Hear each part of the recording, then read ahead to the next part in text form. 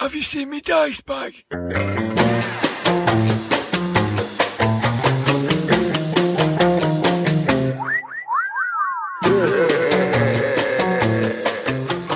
Grognard Files. Hello, my name is Dirk the Dice, and this is the Grognard Files podcast, where we talk bobbins about tabletop RPGs from back in the day and today. I'm coming live from my den here in the heart of the northwest of England. I'm completely and utterly surrounded by my stuff. This time I'm surrounded by print-on-demand stuff that I've been buying from the internet. It might not have the thrill of the hunt, but it's much cheaper than second-hand purchases on eBay. On my right is the great library of RPGs, my Grognard Files. I've been meaning to get this one off the shelf for a while. On my left is the ridiculous homemade shrine to the actor Caroline Munro. Now, last time, the shrine let me down. It made an erroneous connection to the satanic rites of Dracula, which is a completely different film, out a year later than Dracula AD 1972. I am sincerely sorry. I put it down to lemsip affecting my interpretation of the results, but I've added a new battery as a belts and braces approach. I apologise for the malfunction. So, let's give it a tap.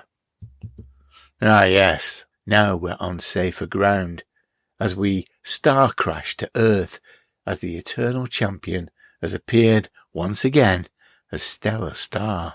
This time, we're looking at Star Frontiers in a two-part episode. Released by TSR in 1982, it was a colourful box set with basic and expanded rules, dice, a fold-out map and counters. It was later revised and released as Alpha Dawn with a companion spaceship game, Nighthawks. Aimed at a younger audience than some of the other product lines, it was well supported by some of the best games designers around at the time, contributing sophisticated adventures. In the second part, we'll look at some of those modules in a bit more detail. If you've read Game Wizards by John Peterson, you'll know that this was a turbulent time for TSR. The Gygax era was coming to an end in a mire of lawsuits, poor management decisions, and Hollywood indulgences. A new era was beginning that would prove no less turbulent. The post-Gygax TSR from the mid-80s through to the 1990s, and a point where it was bought out by Wizards of the Coast, is covered in Slaying the Dragon, A Secret History of Dungeons & Dragons by Ben Riggs. He's joining me in the Zoom of role-playing rambling to talk about the company at the time of Star Frontier's release and to help me on a journey of discovery, trying to find out what happened in RPGs in the 1990s while I wasn't playing. Daily Dwarf returns in this episode. White Dwarf may not have given the game any coverage, but TSR UK magazine, Imagine, did. And for this episode, Daily Dwarf becomes Intermittent Imagine in an essay what he wrote and I'll read. Judge Blythy and I have struggled to get together this month, but we managed to squeeze in a couple of encounters to reflect on Star Frontiers and our attitudes towards science fiction gaming in general. What really makes Star Frontiers sing as an RPG is its setting, and I'm going to share some of the history blurb here to get you in the mood. Near the centre of the great spiral galaxy, where stars are much closer together than Earth's sun and its neighbours, humans developed. They were not identical to the humans of Earth, but they were not very different either. When these humans discovered that waves of subspace Pytrachian particles could cross interstellar space faster than light, they realized that they'd found the link to the stars. A radio message that would have taken years to travel between the stars could be sent within subspace communicators in months, even weeks. The humans started broadcasting news of themselves to the neighbouring stars and soon found that they were not alone. The humans made contact with an inventive species of insect-like creatures called the Vrusk, who had developed limited space travel decades earlier. One of the Vrusk's mining colonies had already contacted another species, the shape-changing Dralasites. The two alien species had been exchanging information for several years. The Vrusk and the Dralasites were pleased to learn of each other. They sent a wealth of scientific information to the humans. Using this new knowledge, the industrious humans quickly developed interstellar starships. The three alien species met in a large area of space known as the Frontier. There, they also discovered the Yazarian, tall, maned humanoids. Soon, the settled worlds of the Frontier became melting pots for the four different aliens with dazzling mixtures of architecture and cultures. To supply the needs of these worlds, the first interstellar company, the Pan-Galactic Corporation, was formed. It developed interests everywhere, from scientific research to farming to spaceship building. The PGC even created its own language, the Pan-Galactic, which soon became the most common language of all peoples of the frontier worlds.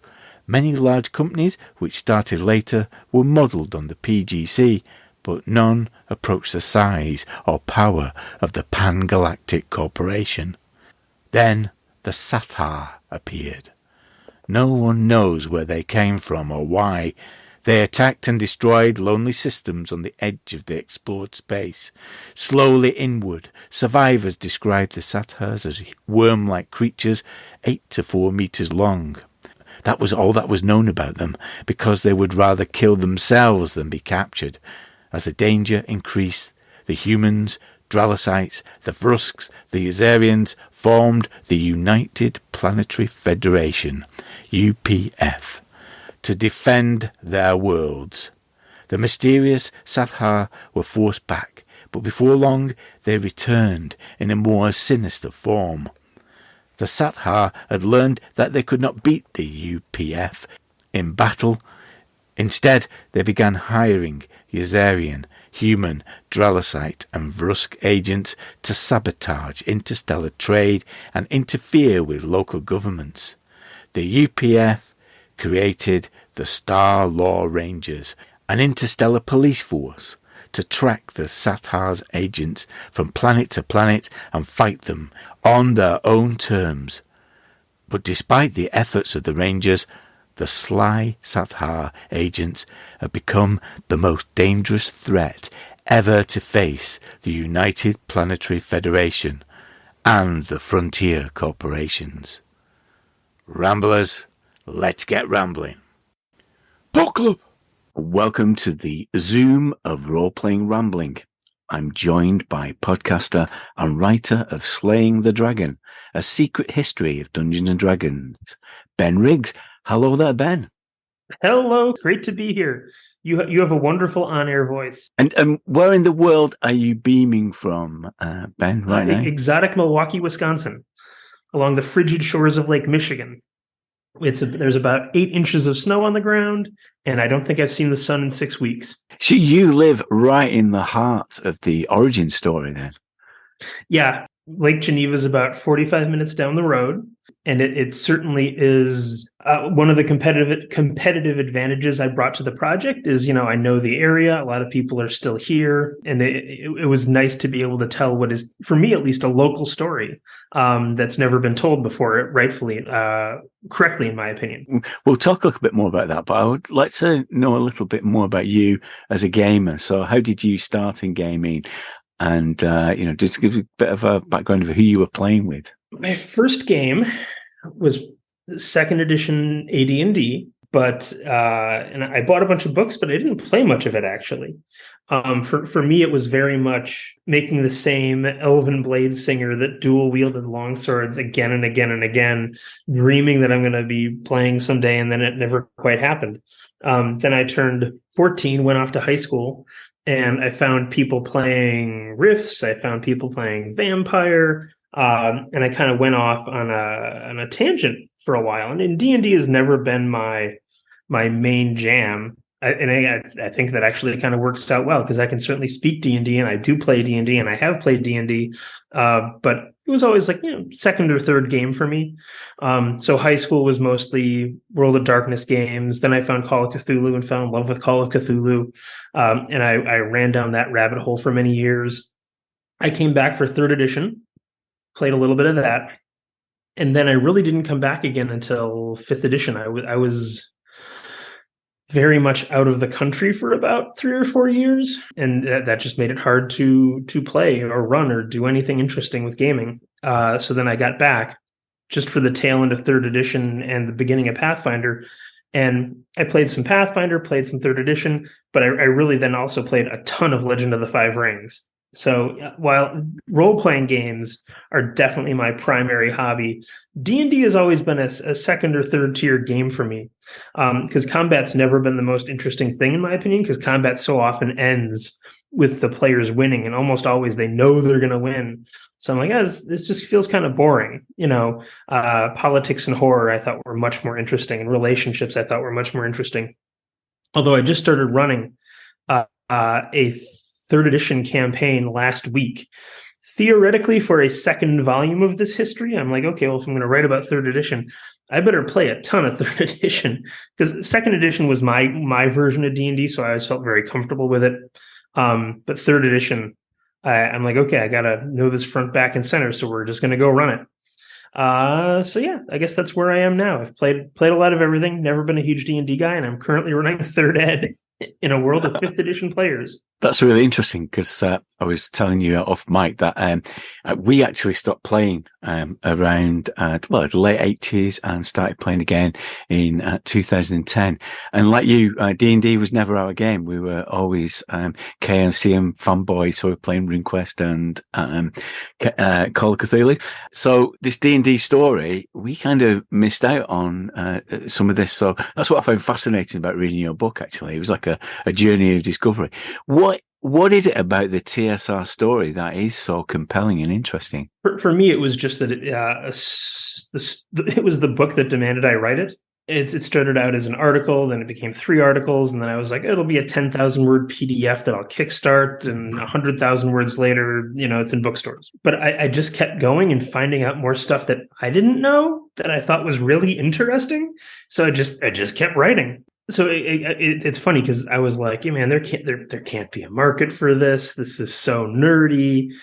People are going to say they already know this story, but I just kind of ignored it and kept writing and figured that the work would find a space for itself, and it certainly seems to have done so. But it's funny because when I sat down, I was not like, this is it. This is the book that's going to be 100,000 words long, and I can go to a bookstore and buy it. I didn't think it was going to be that, but here we are. We've read it as part of our book club. So the podcast has a monthly book club, and we read it hot on the heels of Game Wizards, which is John Peterson's story. You take a very perfect different timing. Yeah, you took a very different approach, though, because in John's book he looks at primary sources, amateur press of the day, or court transcripts. You take a very different approach, haven't you? You actually spoken to people. Well, I think that John would tell you he discovered people lie, and right. he's not wrong. But the other advantage he has is a lot of those primary documents are out there and available for purchase, and he is kind of accumulating a grand collection of primary source D&D documents, mostly surrounding that period. Like he was very generous and helped me out with a few things, because again, like the 90s, which is where my primary focus was, isn't really his focus. And again, I have nothing but kind things to say about him as a writer and fellow historian. This really started with talking to people and getting their stories. But then again, as I went along, I found more and more, again, primary source documents to confirm things. It's certainly not an oral history. But you're right that's where it all started with probably Jim Lauder of the TSR book department, going out for coffee with him week after week after week and recording it as he's like, let me tell you everything that went down. I'm going to give you the straight dope. Here's where everything went wrong. And just getting him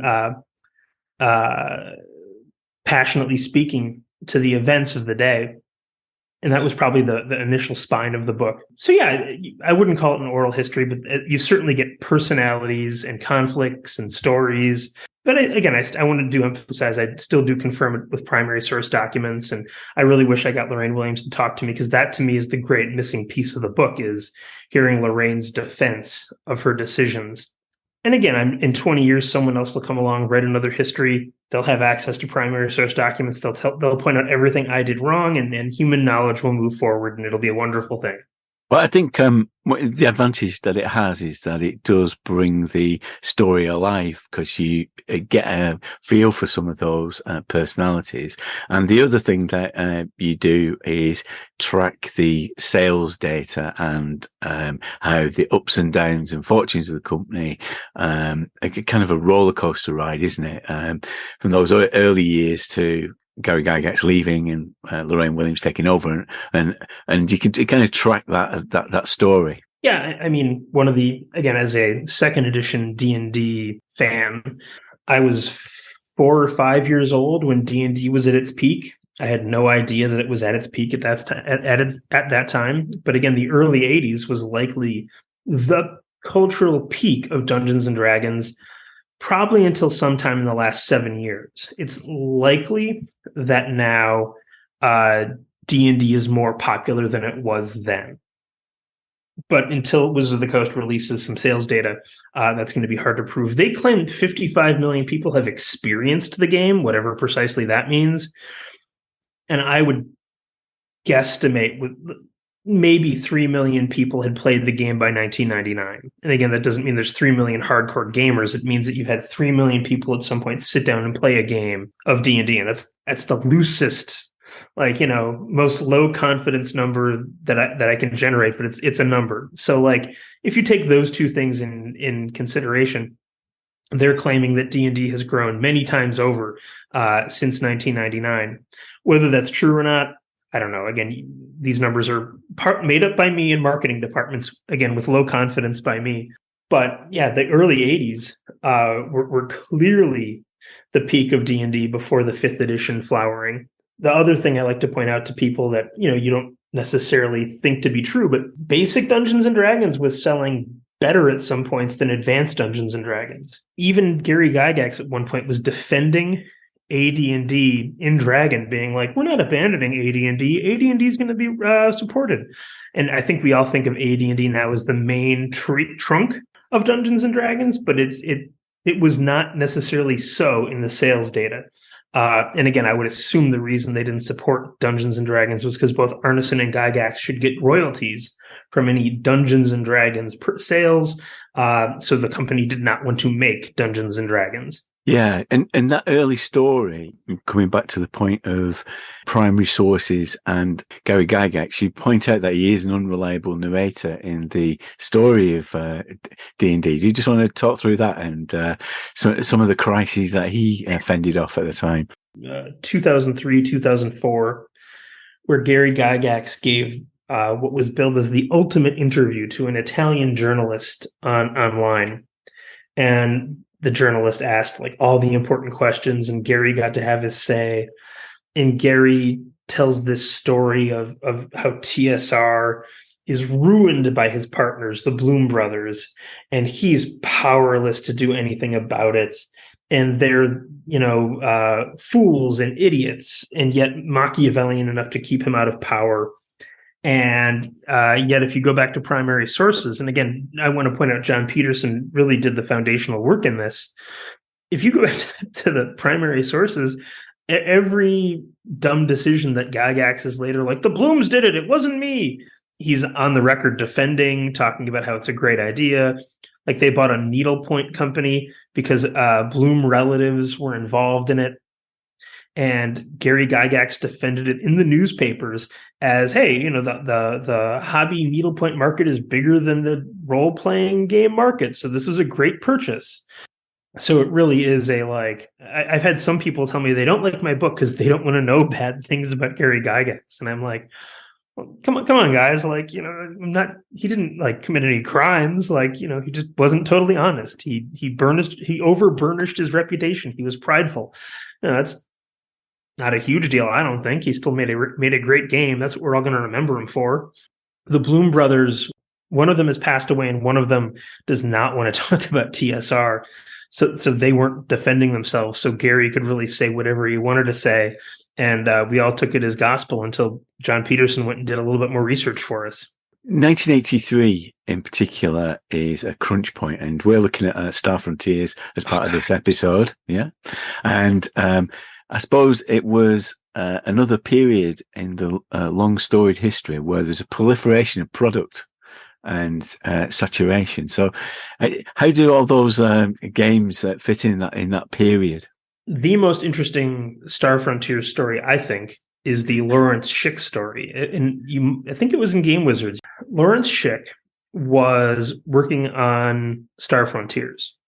And at the time, TSR gave royalties to its game writers. So if the pay wasn't great. Like, he started at TSR making whatever minimum wage was in like 1978 in Wisconsin. So it's some miserably low wage, but the royalties were what could move you into the middle or even upper middle class. And he's working on Star Frontiers. He's like, this is going to be a big hit. Here it is. It's a sci-fi game from TSR, makers of Dungeons and Dragons. The royalty on this is what's going to move me into the middle class. And as they're nearing completion of Star Frontiers, it comes down that there's going to be no more royalties. Nobody's going to get royalties anymore. Here's a pay bump, but no more royalties. And it drives Lawrence Schick from the company because he's so upset about this. And, when I think about role-playing game designers today, man, like, that's the number one thing that I would say could fix some of the economic problems with the role-playing game industry at the WotC level. So I have it on, I've been told that sales of 5th edition Player's Handbook are in excess of 2.5 million copies. If the primary writers on that had a royalty, that I can't imagine it wouldn't have generated hundreds of thousands of dollars each for those primary writers over the last, 9 years? When you think about the terrible pay at a lot of these RPG companies, that is the thing that I would like to see come along to fix it. And that is one of the things that I take away from that story of Star Frontiers, is that moment when you had royalties jerked away from the RPG designers was a minor economic disaster that we're still dealing with. It's why so many of the fiction writers for TSR have done better than the role-playing game designers. At GaryCon every year, I shouldn't say every year, but often Margaret Weiss will throw a party at GaryCon on Saturday night, and it's an open bar and she pays. Yeah. The game designers aren't paying, but Margaret Weiss can pick up that tab. And I think that in why royalties. Now, also, again, she moved on past TSR. You could just say novels are more successful than role-playing games, or at least they were. We got to do something to make this more profitable for the people that are allowing us to live our dreams. And that was an element actually that struck me. I didn't realize how much the publishing wing and the novels were the backbone, really, of the company. The likes of, as you say, Margaret Wise and the Hickmans and Salvatore, just generating that content was vital for the survival, wasn't it? Yeah, I want to say by the late 80s, early 90s, the fiction side of TSR was generating about as much gross income as the tabletop role-playing game side of TSR. It's one of the things that allowed the company to paper over declining role-playing game sales, because they suddenly had this lightning struck twice. People like D&D so much they will go and buy novels set in the worlds of D&D. And even though the novels were much cheaper than the role-playing games, they were way cheaper to produce. A lot of the novels, you needed one piece of cover art, a writer, an editor, that's about it. And to produce even a modest role-playing game supplement is a feat of titanic work. Like, every time they came out with a new game world, suddenly you're looking at multiple writers, multiple editors, game editors, cartographers, how many pieces of art I can't even imagine off the top of my head. So even though those items were priced much higher, they were far less profitable than the novels. There was a rumor going around TSR at one point that everyone was going to come in one Monday and it was going to be a fiction writing company and no longer a role-playing game company. And again, making money with role-playing games is really, really hard. I think it's one of the reasons we had that recent kerfuffle with Wizards of the Coast is they're like, hey, the D&D brand is a really big deal. How come we're not making more money? And, you want to be like, look, role-playing games are an evergreen product, and really you're selling people their imaginations back to them. It's always going to be hard to make a killing there because people can always not play your game and do something else. I think it was brand manager Ryan Dancy who said the primary competition for 3rd edition D&D was not RuneQuest, not Call of Cthulhu. It was 2nd edition AD&D. You defined that, don't you? As I think you put it quite cogently in the book as the RPG consumption problem that actually, for compared with other sources of media content, it's actually a very good value, isn't it, from an RPG book?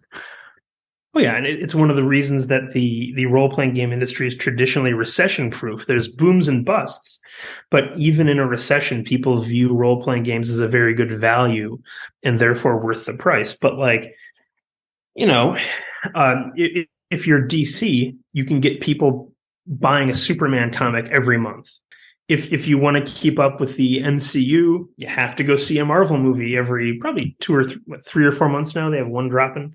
But if you want to play D&D, you could drop $50 to $150 depending on where in the life cycle you're buying the game, and you could never buy anything from TSR ever again, or Wizards of the Coast for that matter. A thing that you heard Wizards of the Coast CEO, shucks, her last name is Williams. What's her first name?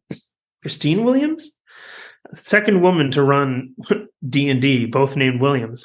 Anyway, the new CEO Williams on a call in December talked about how, we want to monetize players. We want to monetize players.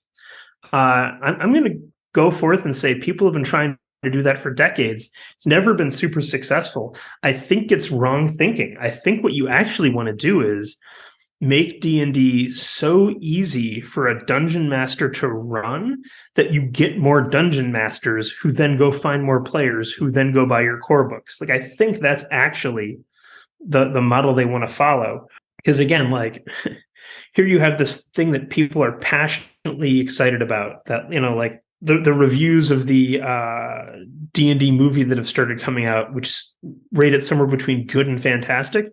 Whose heart doesn't begin to beat a little faster at the thought of an actually good D&D movie? So here we are, so invested, so in love with this game. We don't need Wizards. They can't get every player to give them $10 a month. What can they give you for $10 a month that you don't already have? And that is the RPG consumption problem, where you just don't need to spend a lot of money to keep up with the game, which is also one of the virtues of the game. It's one of the reasons to do it. And again, maybe they'll create a virtual tabletop that's so amazing that we all rush to give them money. And again, if they do, that's great. I would love to see a virtual tabletop that's so amazing that I'm like, sure, $10 a month for that. Let's do it. But again, we haven't seen it yet. They tried it before with something called Gleemax in 2008. It never went anywhere. Sources tell me they spent over $100 million on this Gleemax thing back in 2008 and had nothing to show for it. Again, that's not a Wizards number. That's a back channel number. So who knows if it's true? We already have virtual tabletops. How good is yours going to be that it makes everyone stop playing the virtual tabletops they already have and come to yours? I don't know. But yeah, it's hard to make money with role-playing games. One of the things we talked about the publishing. The other thing in the 90s was, when I look at that retrospectively, you hear people talk about the great settings for D&D. So Dark Sun and Planescape. I mean, what the book says is that they're maybe not as successful as the fans might have first considered. Just tell us a bit about Dark Sun and Planescape, because as I say, that's a bit out of my era. Here's a funny thing I've been thinking about lately, and I'm trying to figure out how to talk about this in my second volume of D&D history, which I assume I'm going to write. But role-playing games seem to go through a distinct like creative phase where you can really introduce new concepts. And then at some point it ossifies, it becomes hard and brittle. And people are like, well, we know what the game is, and now we want the game just to continue to be that game. And you don't typically see a lot of revolution or introductions of new things. And I feel like second edition was in many ways that it was the last true creative gasp of Dungeons and Dragons. And, like you've just got so many new settings that people still talk about today. In third edition, we got Eberron, which people are still excited about. Unless I'm not seeing it, like, Wizards of the Coast has introduced a few new settings for fifth edition. I don't know that any of them have true passionate fans, because it's always a one book and done, one book and done, one book and done. And there's a very good business reason that Wizards of the Coast goes one book and done with all those settings. And that is that in the 90s, there is a clear link between the proliferation of settings and declining sales. Because as TSR created more settings, they were chopping up the fan base. And if you liked, maybe you used to like Forgotten Realms, but then Ravenloft comes out and you're like, oh, this is great. I'm not buying any more Forgotten Realms stuff. I'm just buying Ravenloft. Dark Sun was one of those. It was a kind of post-apocalyptic setting where magic had ravaged the face of this planet called Athos. And because there wasn't much magic, you had a lot of psionics. Metal was rare, so there wasn't much armor. Everybody was fighting with obsidian weapons. There were insect-like species that you could play. It was very, very cool. And also, like the team that generated it was really unique because it was a true fusion across media. Like you had artists like Brahm having a real say in how things went. You had fiction writers in there right away with the game designers designing this setting. And you got something really cool out of it. And you have people that are dedicated to that setting to this day. Then they see the sales numbers and they're like, what? That's it? That's all it moved? Planescape, which I think is the greatest thing that TSR ever produced. It's a city setting. It's the city at the center of the universe, the city of 1,000 doors. You open a door and it leads to an entirely different world. You can walk from Athos to Dragonlance through there. It was the 90s, so they were like, we're going to have factions now. There's like 13 factions in this city that can all fight. And it's really, really cool. Sales, not that good at all. Really depressing when you see them. So again, the things that I find to be fascinating there are, first of all, that like the things that I think of as some of the best work TSR ever didn't sell very well and was probably killing the game in some sense. And at the same time, I really feel like it was the last true creative flowering of D&D. And that from then on, in third, fourth, and fifth edition, so much of what they do is just going back and giving you, oh, okay, here's your fourth edition Dark Sun book. And the Dark Sun people are like, yay. It's also probably some sort of a transmedia lesson, like the fact that almost 30 years after the publication of some of these works, you have people that still think of themselves as fans of them, and are still maintaining websites devoted to them. And, there's something about like having a novel and a game and being able to experience both that just pulls you in. And just building on that, this was a period, wasn't it, where they had a model of just putting products out there. So they were accepting unsolicited material and just putting the product out there just to see how it did, to see if they could find a new line that people would take hold of. So they called it the fish bait strategy, where they were like, okay, we have fantasy settings already. Let's create a horror setting to attract horror gamers. Let's attract this kind of magical, anti-magic post-apocalyptic setting in Dark Sun to attract, I guess, sword and sorcery people. These settings would come out, and usually they would do just okay to poor. I assume, based on the fish bait strategy, that they're like, oh, look, we attracted like 30,000 new people to the game. We attracted 20,000 new people to the game. But that was probably not who was actually buying it. It was not people that had never seen D&D before and had not played in the Forgotten Realms. It was D&D fans that are like, oh yeah, this is cool, and are buying it.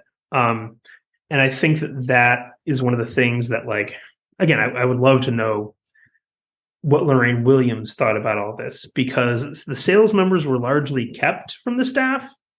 Who got sales numbers really had to do a lot with when you were working there. They got more under lock and key as TSR went on. But because so many of the staff didn't know how their product was selling, it really is hard to know, what should we design? Where should we go from here? It's like designing in the dark.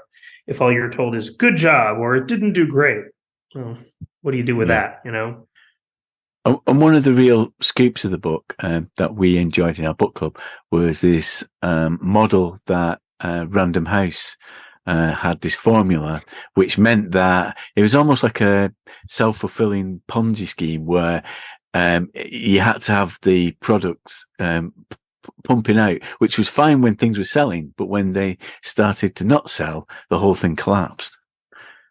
So Random House agreed to a distribution agreement with TSR, where Random House would pay TSR not on the sale of their product by Random House, but rather on receipt of TSR's product by Random House. So when Random House gets 30,000 copies of Planescape, they pay TSR for 30,000 copies of Planescape. And technically, those were structured as loans, and Random House could demand repayment of those loans. And when things are selling, it's fine when you're not going to get a ton of returns. I want to say, they budgeted for like a 10% return rate, and things were fine. But as sales dropped in the 90s, TSR started abusing this agreement to fund day-to-day operations. They would just print product, make sure it's shipped to generate that payment, and boom, you're in good shape. Suddenly you're solvent. And you just don't tell anyone about the bubble of debt at Random House that's growing and growing and growing and growing. According to TSR, their most profitable year ever was 95 or 96. Either in 95 or 96, has to be 95. They claimed to generate $40 million in sales. In reality, it was $38.5 million in sales, but fine. But included in that number are loans from Random House. So they're just shipping product to Random House, which generates a loan. They're taking that loan and just adding it to their gross sales and being like, oh, look, $38.5 million this year. This is wonderful. We're doing so good. People got awards and plaques because the sales were so good that year. Peter Adkison talked about how Wizards of the Coast was pulling back on their RPGs because there was a contraction in the industry. And he said something about how he assumed it was hitting TSR as well. And TSR put out a gloating press release being like, no, it's not, Peter. It's not affecting us at all. Sorry, your business sucks, but things are great here at TSR. And of course, 18 months later, he buys the company because they're failing. But like, man, if you just take out loans and call that profit, you can succeed at business without really trying. As you've related this story, there is a central figure, isn't there, in Lorraine Williams, who gave oversight during this period. And I think you give a pretty even-handed account of her role in this, Ben. Well, thank you. I tried to, because, I was very conscious of not having talked to her. And no one sits at home at night thinking I am such a villain. What villainous things will I do in the morning? So I have no doubt that she did not, when she was CEO of TSR, go home at night and think, yes, my plan to drive Dungeons and Dragons into the sewers proceeds apace. So I do try to give her due, especially since she wouldn't talk to me. I still hope she will. I feel like one of these days she's just going to email me and be like, let's talk. I'm going to be like, okay, let's do that. But I certainly wanted to do right by her. And again, I'm interviewing all her former employees. Who doesn't kind of hate their boss? Like we all kind of hate our bosses. It's just human nature. And, so many people were hurt both financially and emotionally by the failure of TSR that I also have no doubt people kind of wanted to get their digs in. So I just didn't want to, as John Peterson noticed, people lie, and I wanted to take everything with at least a grain of salt. I kind of like the hope that one day the Buck Rogers products would actually come good.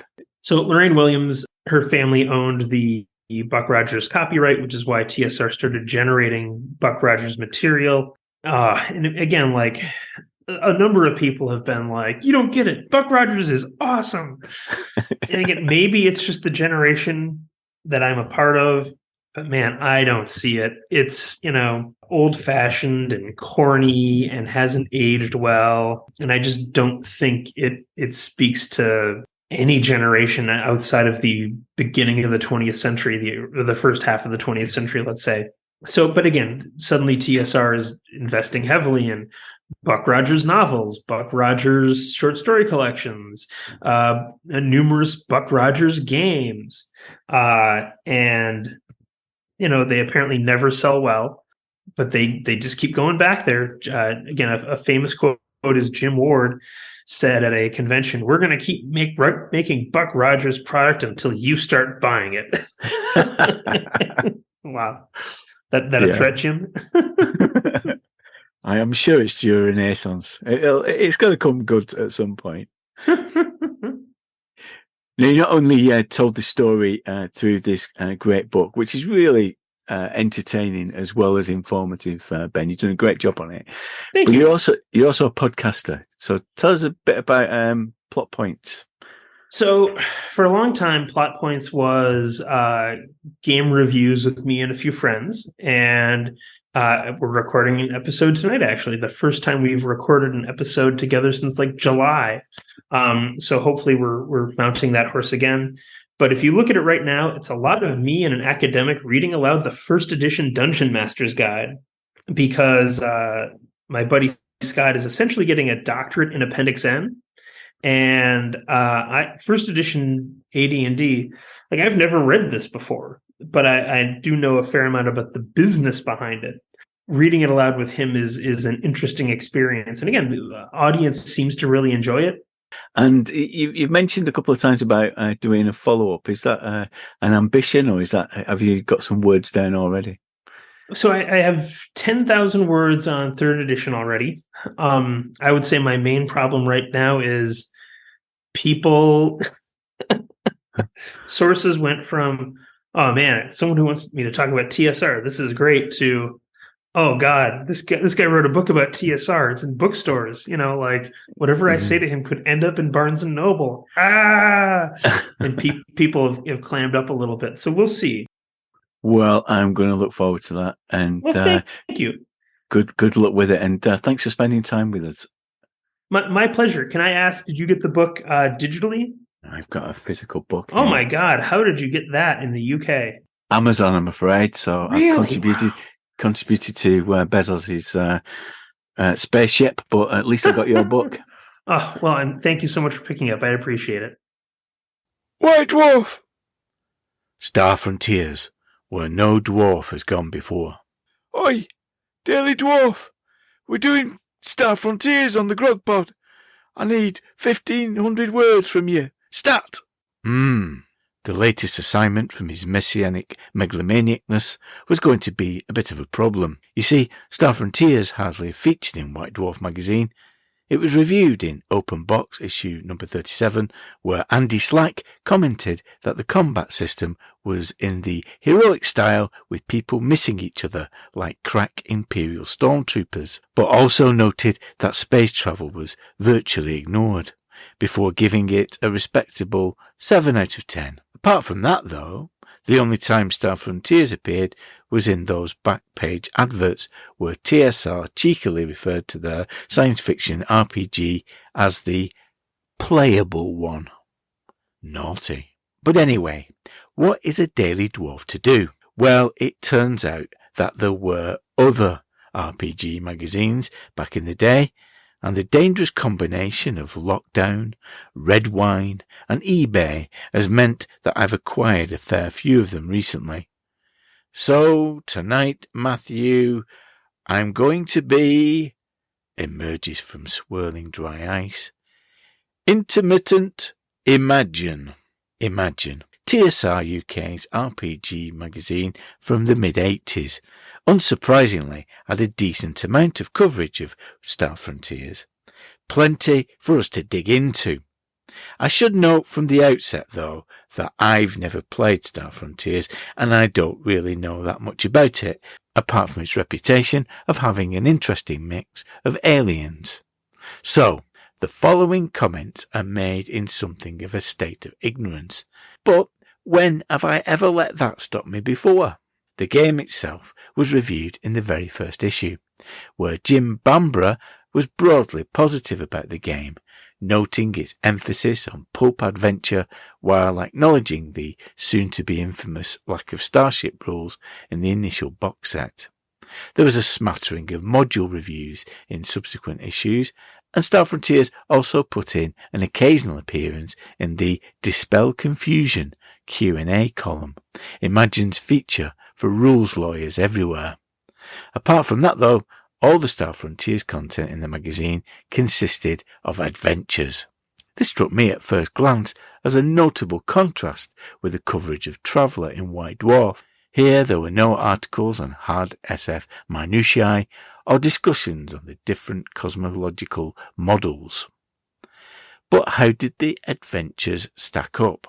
First out of the gate was Aramax 1 by John Tanterblin in issue 4, which opened with a classic SF RPG setup. A mysterious patron pays the play characters to indulge in a little light industrial sabotage. This gave the play characters the opportunity for some Metal Gear Solid style infiltration of a technical facility, having to do the job against the clock. The time constraint injected a nice sense of urgency, enabling the games master to keep the pace of the adventure ticking along, with events likely to end in a good old firefight. Reading it now, it amused me to notice that this was science fiction as seen through the lens of the 1980s. The state-of-the-art computer installation, consisting of a number of large beige cabinets, being one of the most obvious examples. A solid start for Star Frontiers in the magazine, and some traditional SF tropes with one or two dashes of humour. This scenario was also picked by Dave Patterson of the Frankenstein's RPG podcast as an ideal introductory SF adventure. Check out Series 2, Episode 9 to hear his thoughts. Next up, well, a bit of a cheat.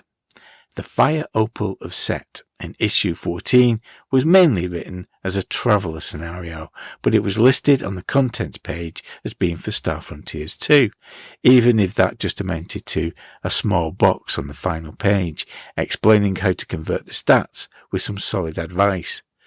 Don't worry too much about the numbers.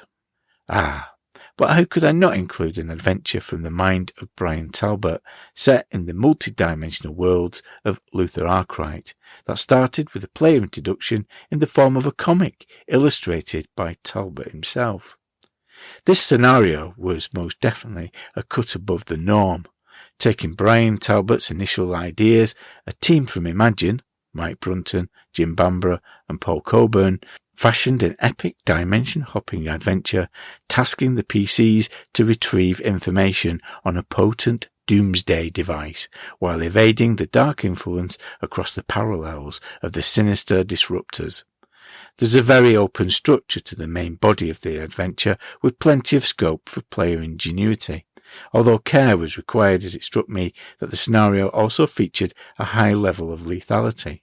With plenty of cool, flavourful tech and characters and locations drawn from Brian Talbot's fertile imagination, this really looked to conjure the authentic feeling of adventuring in the worlds of Luther Arkwright, an exciting race against time for the PCs. The only problem for me? I wanted more.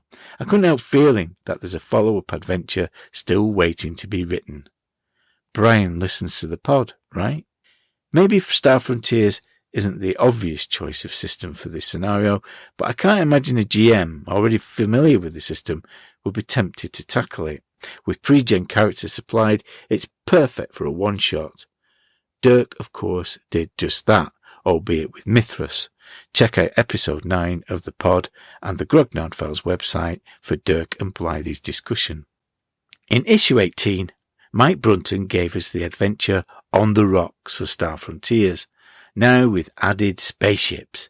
Yes, addressing that egregious deficiency, the scenario was built around the East Indiaman, a new spaceship class for the game. Hired as a salvage crew, the play characters had to check out a spaceship that had crashed on an asteroid while dealing with rival concerns, trying their best to stop them. The setup for the adventure was quite straightforward, almost spare, and I think it would require additional work from the Games Master to add embellishments, to bring it alive. For me, there wasn't much, apart from one or two alien NPCs, to mark this out as a distinctively Star Frontiers scenario. The situation, with the play characters caught up in the machinations of commercial rivals, felt more like a typical Traveller scenario. The emphasis on tech reinforced this impression. Half of the page count was given over to detailed specs and deck plans of the East Indiaman class freighter for those who like that sort of thing. Sadly, though, there was no mention of any pot plants in the staterooms. Finally, just prior to the demise of the magazine itself, we had the Sarafan file in issue 29. This was another Team Imagine production, with the original design by Paul Vernon and Sean Masterson, and then further developed by Mike Brunton and Jim Bambra, taking as their inspiration the works of British science fiction author Bob Shaw. Rather than presenting a single adventure, this feature consisted of a number of scenario outlines in the style of Traveller's 76 patrons, centred around the Cartographical Service, the planetary survey organisation from Shaw's Ship of Strangers series, and the Sarafan class explorer spaceship. I have to say, the authors didn't exactly sell this as a compelling opportunity for gaming when they wrote, "A final problem with the missions undertaken by a Sarafan class explorer is that many of them are boringly routine, which does not aid in making the game exciting." What of the scenario outlines? What missions were available for our budding play characters? Did they provide an exciting escape from the tedium of surveying planets? Well, there was an interesting mix. Investigating a lifeless world that may not be all that it seems. What happens when an away team lose contact with the mothership? Identifying an unknown saboteur on board the survey ship. And then a couple more had a faint air of familiarity about them. Investigating a wrecked ship, potentially carrying something deadly on board. Dealing with a malfunctioning ship's computer with megalomaniacal tendencies. These last two didn't so much wear their influences on their sleeves as announce them with a blaring neon kit klaxon. But hey, if you're going to steal ideas, steal them from the best. All of the adventure seeds, plus the details of the survey ship itself, were dual-statted for Traveller as well as Star Frontiers, but done properly this time, with some thought given to how the cartographical service would be integrated into a Star Frontiers setting. I couldn't help feel, though, that this article was primarily developed with Traveller in mind. It had blue-collar science fiction aesthetic that I always associate with classic Traveller. In fact, this struck me about all of the Star Frontiers adventures in Imagine. Saving the Fire Opal of Set, which was very much its own thing, they all felt like Traveller scenarios. The dirty science fiction of cynical corporations, of individuals trying to get by in an uncaring universe, and maybe make a few bucks along the way. They didn't strike me as pulp adventures with noble heroes, strange worlds, and bizarre aliens, the shiny day-glow space opera of Flash Gordon and Star Wars. As I said at the start, these are just my impressions, having not played the game. Maybe these scenarios do have more of a pulp feel in play. I wonder whether by the mid-80s, Traveller had already got its hooks deeply embedded into the minds of UK gamers, so that when they thought of science fiction, they immediately thought of Traveller. White Dwarf had already helped to sell Traveller to the British gaming masses.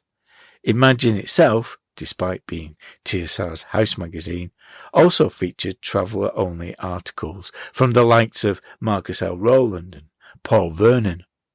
Maybe it was already too late for Star Frontiers. I guess I'll need to roll some dice to find out. Speed rating! Welcome to the room of role-playing rambling. I've got Blythy with me. Hello, Blythy. Hello, Dirk. Once again, we're not in the pub. No. Right, next time, I think it's about time we did another Thunder phase. Oh, yeah. Yeah. So our original idea. But I've got this in front of me. Can you see this? This is White Dwarf, number 40. Yes. From April 1983. Okay. So, exactly 40 years ago. Wow. That makes me feel very old. Yeah. Do you know why it makes you feel old? Because I am. Yeah, it could be that, couldn't it? Because I am old. Yeah. This cover, do you remember this cover? It's the worst cover, isn't it? It's the one with the big alien heads and a pink background. Oh, the weird elongated alien profile head things. Yeah. Yeah. That wasn't a great cover, was it? But that Emmanuel, they did insist on using that Emmanuel, and they were a bit hit and miss, weren't they? Yeah. I don't like his cover to Citadel of Chaos. Yeah, not a great cover, but you know. He did the Githyanki on Fiend Folio. No, they do that. Yeah, everybody assumed it was Russ Nicholson. Yeah. And I think I misattributed it in a previous podcast. Were you told? I was told, yeah. I was Quite rightly, isn't I it? think you'll find. I think you'll find. But yeah, anyway, I wanted to do this one because this one has got an editorial in from Ian Livingstone 40 years ago. Right. And see if you remember it, because I think it was a hot topic. Yeah, go on. For our 15-year-old selves. Are you ready? And still is today, no doubt. It is, yeah, here it is. I've often wondered why. This is me doing Ian Livingstone. Yeah. I get that. I can follow that. Yeah, okay. Yeah. I've often wondered why I like fantasy and science fiction. The only common denominator is that they create imaginary worlds. Personally, I prefer SF films and books to fantasy films, yet I prefer fantasy RPGs to SF RPGs. Am I alone? I doubt it. And sales reflect this. There's a drift away from SF. Yeah. So I remember us debating that as a topic at the time. Do you think it still applies? Where do you stand on this? I think it does still apply, actually, because I think that sci-fi role-playing is more difficult to run and more difficult to write than fantasy. Because, and that kind of ties into the fact that fantasy is an easier default position to role-playing than sci-fi, I think. Even the modern world of Cthulhu, it's probably easier to role-playing than sci-fi, because sci-fi brings with it all sorts of problems, doesn't it? In that there's just more in it. There's more in sci-fi, more you have to worry about. So you've got spaceships. So in fantasy world, if you're going on a journey in a fantasy world, let's set aside boats. How are you going to get there? On a horse. You're going to walk, aren't you? Yeah. But in sci-fi, you've got spaceships, haven't you? Then you've got vehicles, different types of vehicles, a lot more weapons to worry about. And then you've got stuff, haven't you? Like computers and med packs and this and that and all this stuff. And a lot of people say, and I know where people are coming from when they say it, and I agree to a point.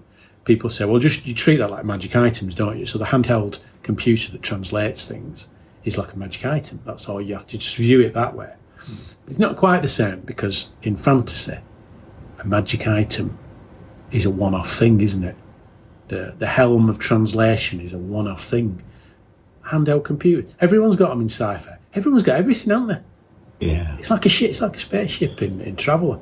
You've got it's full of stuff in it. Because we do it in Patterson Drenach, you do it all the time. Surely we've got a welding rod. Surely we've got a computer that does this. It's what, with tech level 15, we'll have a holographic whatever. And you go, yeah, all right. It's all kind of gets very difficult to manage. I think that's why I prefer science fiction as a player. As a player, hasten to add, because I probably play more science fiction than I run, but I prefer it. And I think I did back then to be a contrarian 40 years ago. I mean, he's writing this a year after Conan and Sword and the Sorcerer. I mean, how can he say that he prefers science fiction film? I always find fantasy settings a little bland, and there's little room for innovation and different styles of play, I guess. And I know, like you saying, people say, well, you can just transpose espionage and all the things that come with science fiction into a fantasy setting. But to me, for medieval environment is not my preferred location to play. I know what you mean. But then again, I think it's off comparisons that's often made, but they're not really fair comparisons, are they? Because science fiction literature and science fiction films can be quite high concept and be about very different things than what fantasy's about. They're not completely comparable anyway, are they? They seem comparable on the face of it, but I don't think they really are. No. Can you really compare Philip K. Dick to Tolkien? I don't think you can. No. The people who read Tolkien might read Philip K. Dick and vice versa. It's in the same ballpark, but I don't think it's comparable, is it? Yeah. Very, very... Scanner Darkly versus Fellowship of the Ring. You're just not comparing like we like it at all, are you? But even within the space of science fiction, you get a whole range of things as well, don't you? Yeah. Because I've never found, as we've discussed previously, I've never found the appeal of Star Trek. I missed it when I was younger. I wasn't that much into Doctor Who, and I wasn't that much into Blake Seven and those kind of things. But I used to love fantasy, exploitation movies like the the terrible ones that were out there. those Italian ones. I used to kind of seek them out and watch them. And I used to read the Doorstep fantasy book. If you said to me tonight, right, I'm going to run something that's vaguely around Scanner Darkly, so you'll be playing undercover cops trying to expose a substance that is being used and exploited, I'd say, I'll play that. It's a similar kind of problem, isn't it? People compare sci-fi and fantasy, the same side, different sides of the same coin almost. When you look at the films and books, they're not really. And maybe sci-fi and fantasy gaming are quite distinct things. They're quite different things. Have to be run quite differently. And the mistake you make, certainly the mistake I think I made when, back in the day, when we were that age, originally reading that, and I was running Traveller, was that I probably tried to run Traveller like it was RuneQuest. Yeah. And it's not, is it? No. It's not. Sci-fi is not the same as fantasy. It seems on the face of it similar. And I suppose something like Star Wars seems very similar, doesn't it? But it's not the same, and that creates that kind of problem, I think, when you're running them. And it doesn't stop the games manufacturers trying to land on a science fiction concept that people will run with. Obviously, he was writing this in 83. A few years later, his company would take off, Games Workshop, on the backs of a science fiction Warhammer 40k. That would be the one that captured everybody's imagination. You're listening to the Grognard Files. Get another hobnob. Sci-fi role-playing, I would say, is the hardest. Some people often say horror is, but I'm not sure. I think sci-fi is. It requires you as a games master to keep a lot of plates spinning and keep your wits about you, because people do think, well, I'm in a technologically sophisticated world, this, that and the other's going on, and describe everything and make sure everything's sort of vivid and difficult thing. And that probably dissuades some people from sci-fi role-playing, I think. Certainly has dissuaded me in the past, I think. let's have a look at how Star Frontiers tackles science fiction role playing. Yeah. Star Frontiers, as we used to. Star Frontiers, with the emphasis on the front. Because we used to play this game with Moggy, who was in our school group. I say school group. School group, three of us. Yeah. You know. Me, you, and Moggy. Yeah. So, and we played that, and I think if we've relayed before, played a lot of basic D&D. I ran basic D&D, didn't I? That club was really me running basic D&D. I ran Castle Amber and Curse of Xanathon and some of those modules. And then eventually Moggy decided that he wanted a role-playing game. But of course, the Prime Directive, a very science fiction concept, kicked in, didn't it? And of course, he couldn't buy basic D&D. So he had a look and he saw Star Frontiers.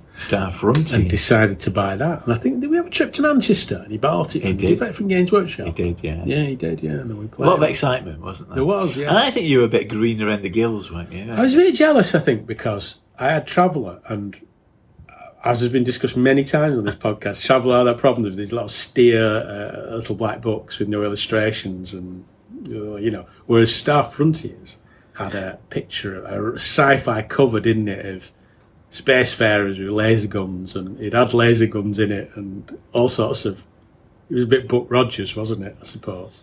And I was a bit jealous, thinking, he's got a sci-fi game I wanted that has like blob aliens in, and it has. Well, we'll talk about this in a minute, I'm sure. But it's like an evil race, doesn't it? Like classic Saturday morning TV sci-fi, whereas Traveller was like completely nothing like that, wasn't it? Yeah. So I was a bit jealous. Yeah. No, I think you're right. That Saturday morning animated cartoon feel to it. I think, definitely. Yeah. And it does. I think it tries very hard with a valiant effort to try and simplify things to make it. I mean, people, I think, mistakenly saw it as D&D in space, but it's not that, is it? It's not. And particularly mechanically, and we'll look at the mechanics in a minute. Yeah. It's probably more aligned with Gangbusters. And it's very simple. And to its credit, it does seem aimed at getting people into role-playing games. Yes. It's trimmed down and simple, and it's not a difficult system at all. It's certainly not Traveller with vectors. No vectors in it. Anything like that. That's it. Well, it tries a pick-up-and-play approach, so you get this basic set of rules, which has got about 16 pages in it, and that includes a solo game, because all of them had to have a solo game, didn't they? And rules for monorails. So you can essential for any sci-fi game. Mark Miller, take note. I don't think any rules for monorails in Traveller. No. So it drills it right down to the essentials, apart from monorails, and and try to live it. And you're right, it's a fairly broad brush universe. Yeah. Pulp style. Yeah, it is. It's a very colourful kind of. Yeah. Clue in the title, Star Frontiers. It takes the idea that it's the Wild West out there. Set of alien species that are the good guys. Yeah. But out there's satyrs. Yeah, satyrs are the baddies, aren't they? Yeah. The worm-like aliens who are intent on taking over the universe. There's always someone like trying to do that, isn't there? Yeah.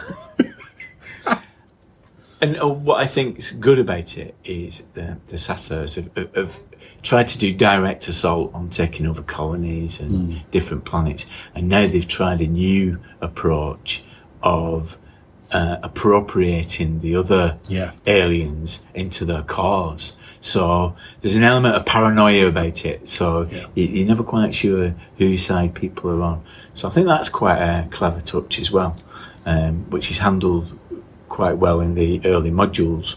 Yeah. But yeah, I think it gives you a nice broad universe that you can step into. And gives you, I suppose, like a bit like Star Wars with the Empire, it gives you, as players and a games master, let's say, has kind of framework where you've got baddies, you've got goodies, you can fit into it. And particularly, I suppose, people might say it's unsophisticated, and it is unsophisticated, but again, if you're a kid, and the market for the games at the time was generally kids, wasn't it? Yeah. We were part of that generation that were part of the role-playing boom. So they were aiming it at us And as a kid, as a 13-year-old, that's kind of what you want, isn't it? You want the science fiction game where there's some baddies that you think, right, these are the bad guys, they're trying to take over the universe, fight them, that kind of thing. And I think it was a response to the last time we talked about the satanic panic. It was a way of neutralising that kind of debate, of having something looking a little bit more wholesome. Than demons and dragons. Yeah, and I suppose with it not being fantasy, it's more in line with TV shows, isn't it? Like Buck Rogers and that kind of thing that, that's viewed as more innocuous.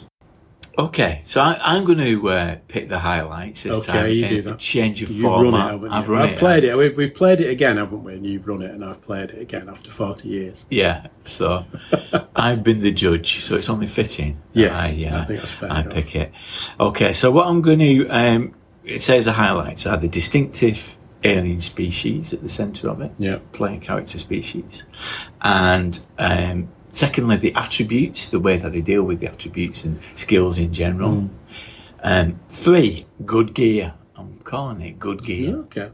Yeah, so the distinctive alien species. Yeah. You've got the humans, you can play humans. But you want to play humans when you've got, as alternatives, the Dralosite. And the Dralosite are the blobs, they kind of... construct themselves into different shapes. They're kind of a pure muscle that can either go very flat or very long. And I played one of those when we played it with Moggy. I played a Dralosite, didn't I? Yeah. So you got the Dralosite. Yeah. Oh, right. Who doesn't want to play a Dralosite? Yeah. You want to play a Dralosite? Well, what else have I got for you? I've got a Rusk. Rusk, yeah. Rusk, a giant insect with mandibles and... very dexterous feet. They've got 8 in total. Yeah. 8 feet in total. A hard shell. Don't need armour because they've got a hard shell. So they're going to be... they're not vulnerable to much. And they're quite industrious. And you can make a noise when you speak. Noise when you speak. Yeah. Actually, you did in our game, I think. Yeah, you did. Yeah. Well done. Don't want to play a Rusk? Don't want to play a Dralosite? Don't want to play a human? Who wants to play a human? Yeah. All right, then, I'll offer you a gliding monkey wearing sunglasses. Now that, how could one resist such a thing? A flying monkey in sunglasses. Yeah, the Yazarins. So these are the ones that everybody wanted to play. I think I played that when we played back with Muggy. Because, they've got light sensitive eyes, so they have to wear these shades. And it looks cool, and they've got this membrane so they can glide. Yeah, float and glide. So those are the species that you can play for grabs. Yeah. It gives you more options, than your standard archetypes, I think. Yeah. Again, they're kind of like colourful aliens, aren't they? Particularly Dralosites. They're colourful kind of aliens, aren't they? That are essentially a bit silly. Because you think, could any... the rules of biology are probably broken, aren't they? But it doesn't matter, because it's that kind of science fiction, isn't it? Where... I don't want to keep making comparisons to Traveller, but I suppose like Traveller, it'd be more logical, wouldn't it? You wouldn't get that in. And I remember when Moggy got the rules thinking, oh, look, these blob aliens. Because you don't get it in Traveller, because Traveller's trying to be serious and be like, is that a viable thing? Is it really? No, it's probably not. So it doesn't have things like that in it. As aliens, but there's a kind of logic to it, pseudo-scientific logic to aliens and Traveller, whereas these are just fun aliens, aren't they? Yeah. Flying monkey. There you go. Yeah. No one really cares what the logic of it is. And what it does strongly as well is put you on the side of good, because you're part of the interplanetary union of whatever. But yeah, it's a clear cut. It's a kind of clean cut sci-fi, isn't it? Where you're the good guys fighting, there are bad guys, and you're the good guys. And get on with it. Yeah. The white hats. Here's your laser pistol. Off you go. Yeah.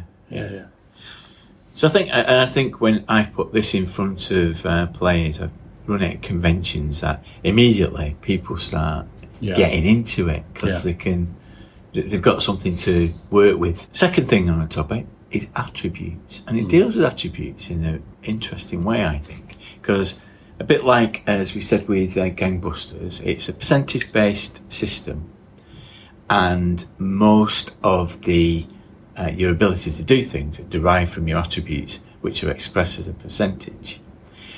But it does a different thing in that it differentiates between different types of attributes. So you get a figure that is for your logic and one for intuition, which I like because they are both different instincts, aren't they? So yeah. And applying them, you don't need loads and loads of skills listed for you to say, well, yeah, this is a logic problem, so you'll need to apply your logic. Or, this is more about how you feel about it and using your instincts to kind of derive the best way of doing it. And they do that again with dexterity and reaction speed, for example. So there's like that clear differentiation. Which is not a bad thing, actually, particularly for the time, because you always got that in D&D, didn't you, with dexterity. But dexterity comes in a number of ways, doesn't it? You can be quite slow, but dexterous with your hands, and vice versa, can't you? Yeah. Dexterity's it covers two everything. Things, really, isn't it? Yeah. It covers everything from manipulation to jumping off a building. But doing it this way... It does, doesn't it? Yeah. This way, you've got a bit of a differentiation. And it's got skills. It does have skills, and similar to the Gangbusters, it only really introduces it into the expanded game. And they're expressed as a number. So you might have computers 2, for example. Yeah. And what that does, and then it's not an exhaustive list, but it gives you a passport to do things. So if you encounter a computer that's at a level 1 or 2, means that you can do something with it. Yeah. But it also adds percentage to your logic or whatever you're doing when you're using the computer. So I think it deals with those skills in an interesting way, and the skills encourage you to interact with the world. So there are robots, and you as adventurers can manipulate those robots because they have particular missions and skills that you can tap into if you've got the appropriate skills. Robots have missions, don't they? Yeah. They usually have a mission rule, don't they? Yeah. Again, it's quite. It's a funny system because it's not particularly sophisticated, but it is okay, actually. Yeah. It does work. And you can imagine, again, that audience that they were aiming it at, getting that and going, oh yeah, okay, I can understand how this works. Yes. There's not much to it, but that, getting it from a point of view of being a 14-year-old, getting into it. Yeah. You can see how people would get into it because it's quite accessible. And that's the word I'm looking for. It's an accessible system. Not complicated, and it does what it needs to do. And it goes back to your opening remarks, isn't it, about how difficult it is to represent a science fiction world. And what they're doing with this is having some strong, bold aliens at the centre of it. Yeah. Quite a loose setup. Yeah. But also a system which is fairly simple to grasp. But there are some elements that are quite useful in a game. And it's like, I suppose, like a skill thing, isn't it? That's another problem with sci-fi. The skill list always explode because, again, go back to fantasy. Ride a horse. Riding skill. There you go, riding skill. Fantasy, you've got fly spaceship. That's different from flying a plane. And it's different from driving a grav vehicle. And that's different from driving a wheeled vehicle. And that's different from piloting a boat, isn't it? So you immediately the skills explode, and I suppose it tries to avoid that, doesn't it? Yeah. It doesn't fall into that trap of doing that, because if it did that, it would become a much more unwieldy system. Yeah. And again, maybe put people off. Yeah, there is a bit of that. There is a bit of that when it comes down to my next point, which is gear. Gear, yeah. Okay. Yeah. Again, with world building, it does it with a light touch and creates interesting stuff. I mentioned the robots, but it also does your personal equipment, gives it catchy things like gyro jet pistols. Gyro jet pistol, yeah. And, of course, the grenades. Bizarre rules for grenades. Bizarre rules. We need to talk about We need to talk about grenades, don't we? We talk about grenades. Because, again, with the gear, they have great effects, so fun effects. So you can get a tangler, which sends out a plastic that entraps your opponent. And I suppose it does try and do it as if they're magic items, doesn't it? Yeah. That's what it tries. They're going back to what I was saying earlier, that comparison to, say, tech in a sci-fi game is like magic. Doesn't often always work in sci-fi games because it's not just giving you an effect. No. It does a multitude of things.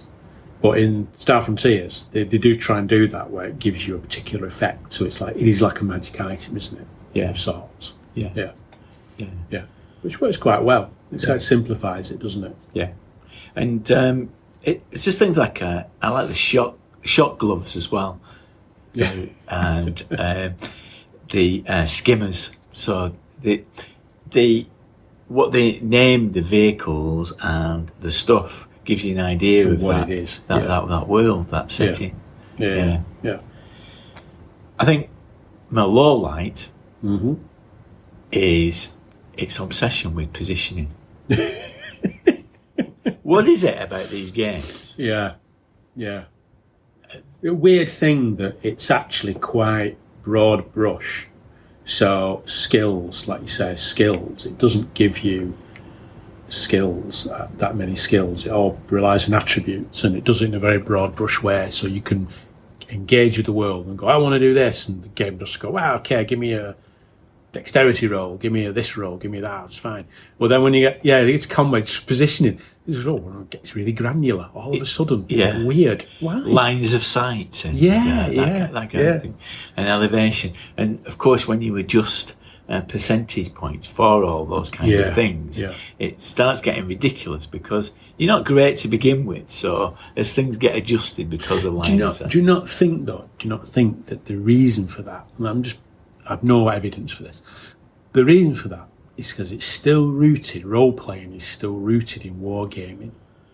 So the designers of the game think we're quite happy with broad brush stuff when it comes to skills and doing things, but when it gets to combat, the wargamer instincts are still there, and somehow it becomes very wargamey.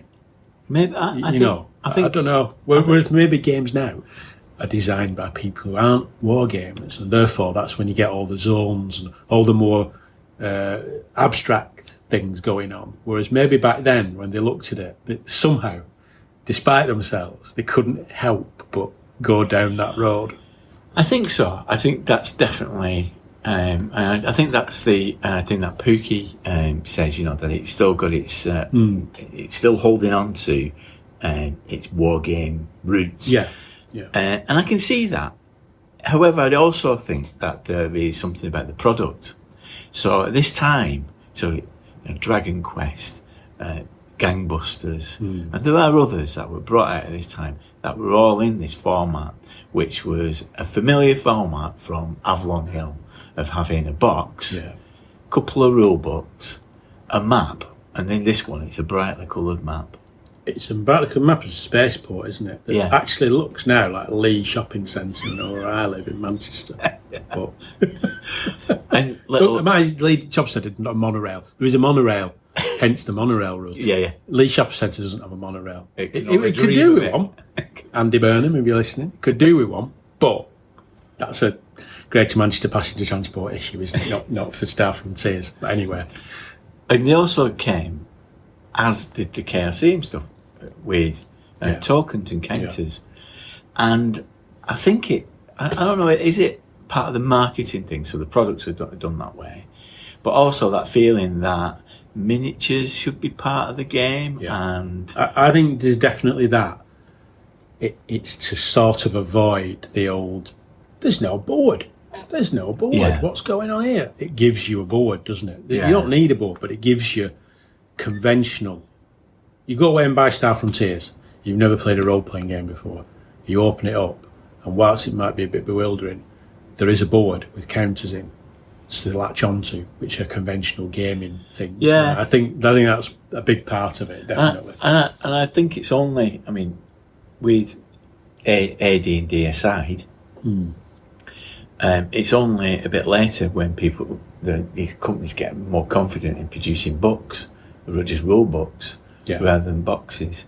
I mean, we like the boxes, but I think that is the driver for some of this positioning stuff. Yeah, definitely is to give you a sense that it's like a conventional game, something to cling on to if you've never opened the role-playing game box before. That said, most of the fun that I've had playing the game recently is derived from the positioning, particularly when it comes to throwing a grenade. An incredible thing that in this game, you can shoot a gun, fly a spaceship, do all sorts of things. The one thing you'll find you can't do, which is ironically is the only thing I would say me and you can do in real life, is throw a grenade in a particular direction. Because you basically have to roll to hit, don't you? Yeah. So say you're 50%, you roll to hit. If you fail to hit, you then have to roll on a dice to see which direction it goes in. It could go in any direction. Any direction. Behind you. It's what I call a Jack Douglas. Remember Jack Douglas from Carry On Films? The guy who used to be the funny old... and he'd sell a pint of beer or something. It's the Jack Douglas rule of grenade throwing, isn't it? That you throw it and it slips out of your hand and goes behind you. Yeah. Somebody behind you gets tangled. Yeah, there's 50-50 chance that if you throw a grenade, you kill yourself or your friends. Yeah. Poor weapon. And it was funny when we were playing it because I think... someone I think it was one of the bad guys threw a grenade. We all had grenades, and one of the bad guys threw a grenade, and it went wrong, and they blew up a companion, didn't they? Yeah. And we all looked at each other as if to say, I'm not sure I want to throw these grenades now. I don't think. And one of us did throw a grenade at the end, blew his own arm off. He didn't. He threw it, but he didn't throw it. Yeah. It came back at him or something. Yeah. What are the chances? Just throwing something, isn't it? I've got a dog, and I go in the back garden and throw a ball for the dog for half an hour. Yeah, that's training, though. But you know what? Increasing your percentage rate. But you know what? On no occasion has the ball left my hand and gone over next door's garage to the right of me. It generally goes in the right direction. And yet, in this game, that's not the case. Yeah. Maybe it's gravitational effects of these planets, something like that. Could be, couldn't it? Yeah. Low grav worlds or high grav worlds. Don't throw a grenade. Yeah. Go anywhere. I'll think of that next time you're throwing that ball for it might end up in your neighbour's garden and they get entangled. But it won't. This is the point. It won't. I'm not Jack Douglas.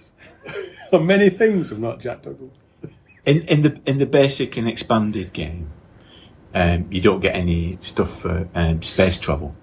No, that was a bit of criticism of it, wasn't it? I think in some of the reviews, and I suppose it goes back to what I was saying earlier that sci-fi does require all these almost mini games, I suppose, these extra bits, which can make it a bit more intimidating than fantasy. But they did a later supplement, didn't they? Yeah, Nighthawks. Yeah. Which expanded the rules for spaceships, but I've never used that, and I've never felt the need to use it really, because the modules that I've played haven't used that. I think when we played with Moggy back in the day, we played the Voltronus ones, which are the early ones. You do need spaceships in sci-fi, because I think spaceships are sort of the monsters of sci-fi, aren't they? When you think about it, if you play, when we play Traveller, I sometimes think the spaceships are the monsters. In the films they are, aren't they? The Star Destroyers they're like monsters. So if you're in your little spaceship and suddenly, and it's happened in Pirates of Drinax, suddenly a pirate ship appears that's stronger than you and can outgun you, there's a sense of like, this thing's terrifying, isn't it? Yeah. You know, and so it's difficult to do sci-fi without spaceships because it's an integral part of it, isn't it? And I did have a look at the Nighthawk rules, and again, they're not particularly inspiring. But then what spaceship combat rules are? Because again, I think you just get default wargamer default thing, which is, maybe discussion for another time about starship combat in role playing. But they don't fill you with excitement. Well, they didn't with me anyway. The two modules that I played recently, are ones that are produced by TSI UK, so Jim Bamber and that crew. Bugs in the System and Dark Side of the Moon. And what is distinctive about those, it really goes into the idea that it's corporations that determine this world, and that's where all the sinister goings on are. So they are quite sophisticated. The modules, compared with the rules, are quite sophisticated. Yeah, well, the one we played was like that, wasn't it? I mean, I know it was a one-shot, but yeah, they had like corporate skullduggery, didn't it, and stuff going on in it. So my observations playing it recently, 3 things. Right? First thing is, it all felt a bit rushed when I played it. That might be down to me, but we'll come back to that. It generates a lot of laughter. Yeah, it does. It's fun. It is fun. Yeah, it is. It's fun, and although it's an old game, I don't think it's particularly frustrating in the way that some old games are. You know, it doesn't. No. Its rules are simple, but they're not frustratingly simple. You don't feel like, you know, like we've played some stuff, haven't we? Like you know, Aftermath or the Morrow Project, where you think, oh, who's wrote this? To be fair, it's workmanlike, but it does work. You can play it. Yeah. You can play it now, and you'll be aware of some of its simplicity. But it's fun. It's still fun. It is still fun to play. And then third observation is, at some point, it always goes a bit dark. That something occurs that you think, oh, that's out of tone with the rest of it.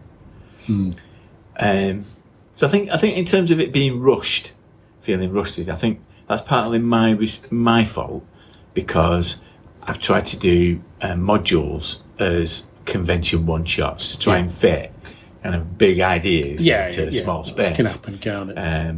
It didn't feel rushed to me. When I played it didn't feel rushed. I suspect that's a game master's perception, because you've hacked up a module to make it fit a 2.5, 3 hour slot. Didn't feel rushed particularly to me.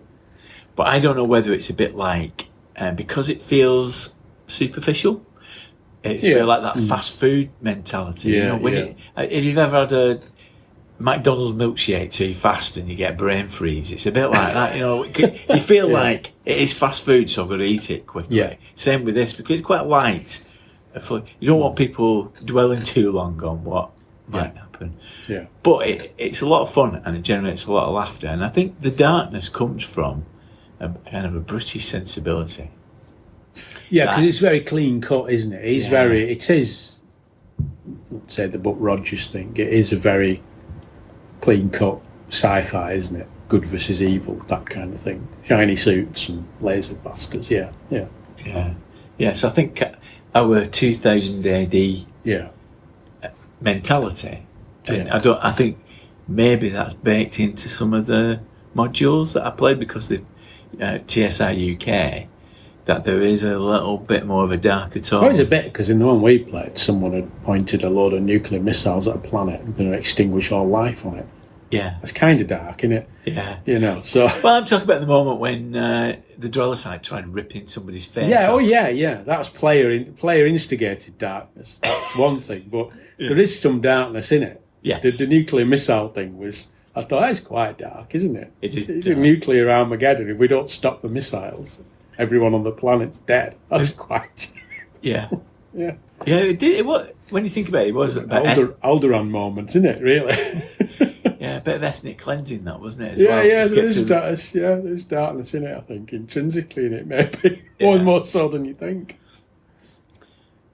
So, would you add it to a repertoire? So, if I said, like, we're going to do a prolonged period, would you be happy with that, or is it just one? I would be happy to play it again. Yeah, I'd be happy to play it. I'm not sure I'd run it, but I'd be happy to play it. Yeah, I can see the problem that it's a bit simplistic. Maybe there's not enough to it. I don't know. But then again, you know, the scenarios are good, aren't they? Yeah. So that's often, as we often say, it's not just the system, is it? The scenarios can carry it as well, can't they? So yeah. To be honest, we've played a lot of old games for this podcast, and some of them have been found wanting, and we've found them frustrating, and we've thought, no thanks. Yeah. I'm not playing that again. But to be fair with this, I think it's okay. You Yeah. know, And I think I'll it's add it. okay. I think I'll keep it on my repertoire for convention games Mm. because people are drawn to it. Yeah. For its nostalgia. Yeah. But it's also got that sense of fun, and I've had some real Fun. Yeah, it is fun, and maybe it's fair to say it's difficult to find many sci-fi games that are like that. That are fun. It reminded me a lot of Slipstream that we played with Savage Worlds. It's very much like Slipstream, which is a lot of fun. That's kind of Flash Gordon kind of model, isn't it, of sci-fi? It's a very similar sort of thing. But yeah, it's fun. It's fun and it's accessible, and you can jump into it without worrying too much about understanding it. It's a sci-fi world you can understand. I suppose a bit like me playing Star Wars role-playing. And we've said that, haven't we? If you played Star Wars role-playing, you know the universe and think, right, okay, and get into this. Whilst you might not know the universe of Star Frontiers, it's pretty quick to pick up on. You get the gist of it and you get on with it pretty quickly. With some sci-fi games, that's not always the case, is it? No. And the reason why Buck Rogers killed it off? Go on. Well, Lorraine Williams, who took over TSR, her grandfather had acquired the rights to Buck Rogers. So this was stopped as a line and replaced by the Buck Rogers. Yeah. Oh, and did Buck Rogers use the same system? No. Completely different game? No. Well, because they thought it'd be in competition with their own game. I think they just wanted to milk that IP for as much as they can. Yeah. There you go. There you go. I don't even remember Buck Rogers, the role-playing game. Beady. BD, that robot, yeah. Beady. Beady. What was he called? Don't. Tweaky. Tweak. Tweaky or something. Tweaky. I don't know, I can't remember now. I used to watch that. There you go. All right. See you in a bit. See ya. The Save for Half podcast covers old school gaming and the modern games inspired by them. Listen in to hear about games from the 70s and 80s as well as their modern descendants. You can download episodes wherever podcasts are found on iTunes, Google, and other fine podcast distributors. You should also check them out on saveforhalf.com or email them at saveforhalfpodcast@gmail.com. I'll get me caught! Welcome back to the Zoom of Role Playing Rambling. To I'll Get Me Caught, where we are about to leave the room, but we're doing a bit of closing time chatter. But we have actually left the room, and we're having to do this on a phone call because we can't get to speak to each other, can we, these days, Blythy? No, what's gone wrong? Let's just go back to the pub. Oh, next time I insist we do it in the pub. It's just, I've got to... I consult with my agent, so I want it writing into the contract. The next recording is in the pub. I don't care if it's Gary Newman in the background. I don't care. It's easier for us. It's hard, isn't it, trying to find space for us to talk to each other. Let's see, what's the bit of closing time chatter that you've got? What's your any other business? Well, my closing time chatter is about Monster of the Week. Oh, yeah. Former star of Speed Rating. I think it was the first ever Speed Rating. Yeah. And this is a strange thing. There is now a hardback version of the book being produced. I don't know what kind of light this puts me in, but I saw this being advertised as a hardback version of the rules. I think it's the same book. It's exactly the same book. I think there might be a few extra bits added at the back. They've added a few extra pieces, but it's essentially the same book. But part of me thought, I want that. I just want it because I like that game. And the fact that I saw that being advertised fired up a lot of enthusiasm for Monster of the Week because it's one of those games I do really like. I think it's a really neat game. And we've talked about Powered by the Apocalypse. I don't know if I'm a massive fan of Powered by the Apocalypse, but I think it works really well in that particular game.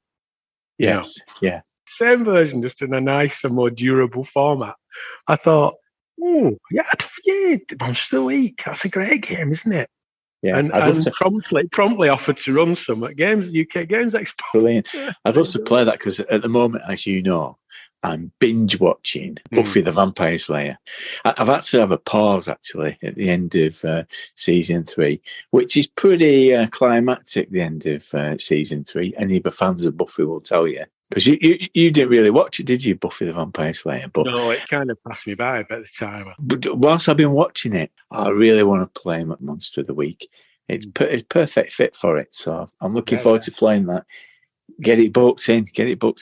I enjoy playing that. I've been totally and utterly obsessed with Planescape. So it's the topic of our book club this coming Sunday, this week. And the reason we chose it is because of Ben Rigg's book. So it was get some coverage in there. And it's set in 2nd edition AD&D that I'd heard of, but not really. It kind of glided past my brain, really, not giving it any attention. But I've started getting the books that are on print on demand on drive-through. I do fall into these obsessions, but it's a really, really evocative setting, and it fills me with ideas. And I think it's something to do with the quality of the writing. So it's the original campaign books by Dave Zeb Cook, and it's illustrated by Tony Di Terralizzi. And they're very distinctive, and it's got a very distinctive feel about it. And I really look, and I too have put something forward for UK Games Expo, but also for Virtual Grog Meet. Yeah, I know what you mean. We do get these obsessions, don't we? I think it's a good thing. I think we're too hard on ourselves sometimes. We feel bad sometimes. We go, I'm obsessed with this, or I'm a terrible person in some way. But it's a good thing. It's a good thing. You got enthusiasm for it. There's nothing wrong with having a 6-month obsession with a particular game, because it shows a level of enthusiasm, doesn't it? Worry about it when you've no enthusiasm for anything. I fell out a little bit, as we were saying earlier, a bit with fantasy settings, and this has got it's got a bit of a left field to it. And many people have said, "Oh, well, it doesn't really suit D&D," but I am going to play it with Old School Essentials because I don't fancy fitting it into another game system. It was written for that system, so I want to see how it does play within it, because I don't know, it just feels a bit inauthentic if you don't. Well, I think as well you've been stung by that before, haven't you, where you try and hack something and then realise it doesn't quite work with the game that you're using, the system you're using, and therefore you have to modify that system to make it fit, and then feel like you're actually inventing a new game, which becomes a lot of work. It kind of catch you out. They can catch you out sort of. You can start off going, oh, well, I'll use this particular system for this particular setting, it'll be fine. And it's only later on when you start to get somewhere down the line that you start to think, oh, it's not quite going to work, is it? I'm going to have to change this and change that. Before you know it, you've kind of potentially, not always, but potentially got yourself in a bit of a mess. That's always the danger with doing something like that, isn't it? I think. Yeah. Yeah, and, people have suggested 13th Age, because within Planescapes there are factions, and 13th Age uses icons and matching them across. But I just think it's too much work into it. Just get Old School Essentials, nice and simple. Yeah, there's another problem with 13th Age, isn't there, as well? What's that? Rubbish. It's rubbish. But one of my least controversial, end this episode with a controversial opinion, Judge Blythy. One of my least favourite systems, but there we go. Oh, there we go. Discussion for a future podcast. Yeah, we'll put that. We'll have to give that a speed rating. Well, maybe we should. Do you know what? That would be interesting to do that, because I've played 13th Age a couple of times. You ran the Galactic one, and I've played it. And there's nothing wrong with the games in themselves, but as a system, I found it. I was puzzled by why people like it. Put it that way. I was puzzled because I found it a bit. Well, let's put that in a number of ways, but there we go. Maybe that is a future speed rating. Yeah, let's put that on the agenda when we go to the pub next time, and we'll have. And I'm sure after a few pints, my views on 13th Age will be completely reasonable and rational. All right. Until then, Blythy. See you later. Goodbye. D.D. Mild. Thanks to Ben for the interview. I really recommend Slaying the Dragon. It's a rip-roaring, blistering read of a great story. It was great to hear Daily Dwarf talking about Imagine Magazine. Hopefully we'll get some more insights from him over the coming episodes. If you're interested in Imagine, over on the GrogPod Discord community, Wayne Peters is leading a read-through, issue by issue, month by month, to mark 40 years since it first appeared. You'll find it in the Grog Tank channel. It's a fascinating magazine. Wayne will also be appearing in part 2 of this episode, adding another media favourite to the Appendix G. At the time of recording, we're gearing up for another virtual grog meet. There's quizzes, a fanzine book club, interviews and loads of games under offer over the weekend. Check out the page on thegrognardfiles.com.